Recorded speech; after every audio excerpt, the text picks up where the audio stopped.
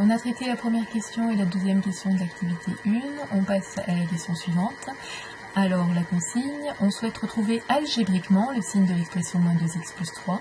Par quelle valeur faut-il remplacer x pour que moins 2x plus 3 soit positif, soit négatif? Ce qui est important dans cette consigne, c'est le terme algébriquement. Quand on nous dit de réaliser quelque chose algébriquement, ça s'oppose à graphiquement. Ça veut dire qu'il va falloir le faire par le calcul. Donc en fait, on est en train de se poser la question de comment retrouver le tableau de signes qu'on a réalisé la dernière fois sans utiliser la courbe, la représentation graphique de la fonction f. Si on ne nous l'avait pas donné, si elle disparaît, comment est-ce que je fais pour donner le tableau de signes de l'expression? Alors, la rédaction est toujours la même, il faut la prendre. La question qu'on se pose, c'est quand est-ce que moins 2x plus 3 fait quelque chose de positif? Alors on va écrire moins 2x plus 3 est positif quand... Alors qu'est-ce que ça veut dire être positif? Être positif, ça veut dire être plus grand que 0. Donc en fait, nous on veut que le résultat de ce calcul, moins 2x plus 3, fasse quelque chose de plus grand que 0. Donc on est en train de chercher par quoi on a le droit de remplacer x ici pour que ce calcul-là fasse quelque chose de plus grand que 0. Il s'agit donc en fait de résoudre une inéquation. C'est une inéquation du premier degré. Pour résoudre une telle inéquation, il faut d'abord isoler les termes en x dans un membre, les valeurs numériques dans un autre. Donc on va se débarrasser du 3 qu'il a en soustrayant par 3 dans les deux membres. On va donc avoir moins 2x est supérieur ou égal à moins 3. Ensuite, on veut x seul, donc il faut se débarrasser entre guillemets du moins 2 qui est ici. Le moins 2 il est raccroché au x par un produit, donc on va faire l'opération contraire, on va diviser par moins 2 les deux membres de l'inéquation. Et on fait attention, on se rappelle que quand on a une inéquation, si on divise ou on multiplie par quelque chose de négatif, le sens de l'inégalité va changer. Donc ici, le sens qui était un supérieur ou égal va devenir un inférieur ou égal. Moins 2x divisé par moins 2, ça fait x. On divise par quelque chose de négatif, le sens change. Et moins 3 est divisé par moins 2. Moins 3 divisé par moins 2, ça fait bien 1,5. CAD, ça veut dire c'est-à-dire. Donc on retrouve ce qu'on avait vu graphiquement précédemment. Moins 2x plus 3, donc ce calcul-là, l'expression, fait quelque chose de positif quand, alors après je vais oublier toute ma partie calcul et garder seulement hop, la fin, quand je choisis un antécédent x qui est plus petit qu'1,5. Maintenant, je fais la même chose pour négatif. Quand est-ce que moins 2x plus 3 est négatif? Alors, on rédige de la même façon. Négatif, qu'est-ce que ça veut dire? Négatif, ça veut dire plus petit que 0. Donc on cherche quand est-ce que le résultat de ce calcul, moins 2x plus 3, fait quelque chose de plus petit que 0. Par quelle valeur peut-on remplacer x afin que ça fasse quelque chose de négatif? Eh bien il faut résoudre l'inéquation. Donc c'est reparti. On se débarrasse du 3. On a moins 2x est inférieur ou égal à moins 3. Quand on fait une soustraction, là pour se débarrasser du 3, on soustrait à gauche et à droite 3. Les soustractions ne font pas changer l'ordre de l'inéquation. L'ordre change quand on divise ou qu'on multiplie par quelque chose de négatif. Donc là, c'est ce qui va se passer. On va diviser par moins 2 et l'ordre change. On a, hop,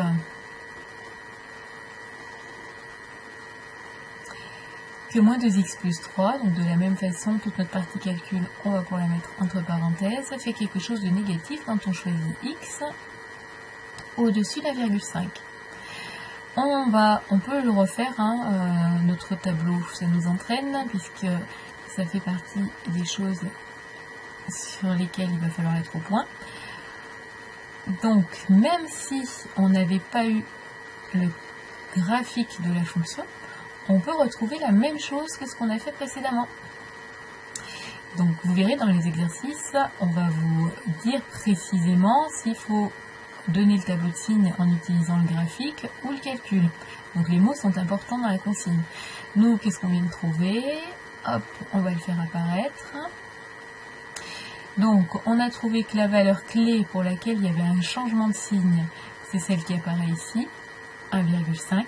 Donc sur l'axe des abscisses, on fait apparaître notre 1,5. Et on met un trait en dessous. Donc on sait qu'il se passe quelque chose de spécial pour la valeur 1,5, pour la valeur x égale 1,5. Donc on la fait apparaître sur la première ligne du tableau. Ensuite, on relit ce qu'on a marqué. Hop, on a marqué que notre expression était positive, donc il faut mettre un plus dans le tableau sur la ligne de moins 2x plus 3. Quand x est en dessous, plus petit que 1,5. Donc je dois mettre un plus sur la ligne de moins 2x plus 3 quand x est plus petit qu'1,5. Donc x plus petit qu'1,5, c'est ici. Je dois mettre un plus. Ensuite, je continue de lire ce que j'ai écrit. Mon moins 2x plus 3 va faire quelque chose de négatif. Quand ça, cette fois-ci, quand x est plus grand, au-dessus de 1,5. Donc quand x est au-dessus de 1,5, je vais mettre un moins. Donc ici, on est au-dessus de 1,5, c'est-à-dire à droite de 1,5, on met un moins. Et sur le trait de séparation, on sait qu'il y a eu un changement, on est passé de valeur négative à positive. Hop, on a un 0. L'image par ce calcul de 1,5, c'est 0.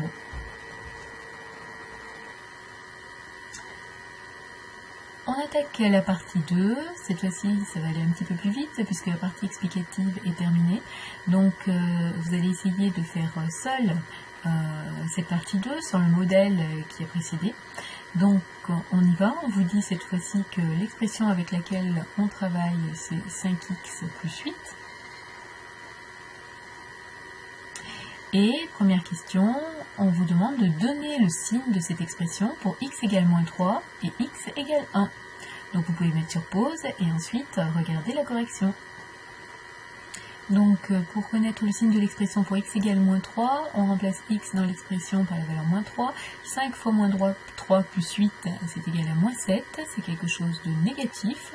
Et pour x égale 1, on recommence en remplaçant cette fois-ci x par 1. 5 fois 1 plus 8, ça vaut 13, c'est quelque chose de positif.